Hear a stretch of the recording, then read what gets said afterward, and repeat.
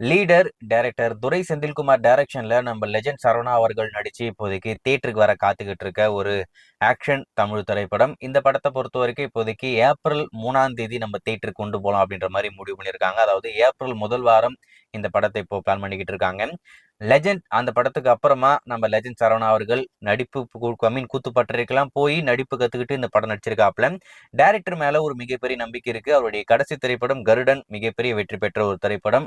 அந்த படத்துடைய வெற்றிக்கு அப்புறமா நம்ம டைரக்டர் இந்த லீடர் படத்தை பண்ணியிருக்காப்ல. இந்த படத்துடைய டைட்டில் டீசரே ஒரு எதிர்பார்ப்பை கிரியேட் பண்ணியிருக்கு அப்படின்ற மாதிரி தான் நான் சொல்லுவேன். அந்த லெஜெண்ட் திரைப்படம் எந்த அளவுக்கு ட்ரோல் ஆச்சோ அதுக்கு நேர்மாறா எல்லாமே பாசிட்டிவா அமைஞ்ச ஒரு டீசரா அந்த டைட்டில் டீசர் அமைஞ்சிருக்கேன். கண்டிப்பா நம்ம லெஜெண்ட் சரணா அவர்களுக்கு இந்த படம் மிகப்பெரிய வெற்றி பெற ஒரு படமா இருக்க போகுது. அதுல மட்டும் எந்த ஒரு மாற்றமே இல்லை.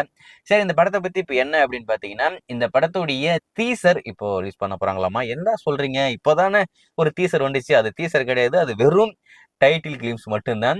இப்போ ஒரு டீசர் வரப்போகுது. அந்த டீசர்ல கண்டிப்பா அந்த படத்துல இருக்கிற கூடுதல் விஷயங்கள் எல்லாமே ரிவீல் பண்ணுவாங்க. ஏற்கனவே சொல்லிட்டாங்க அந்த படத்துடைய கதை அப்படின்றது அப்பா மகள் அவங்களுடைய பாசம் தான் அப்படின்ற மாதிரி சொல்லிட்டாங்க.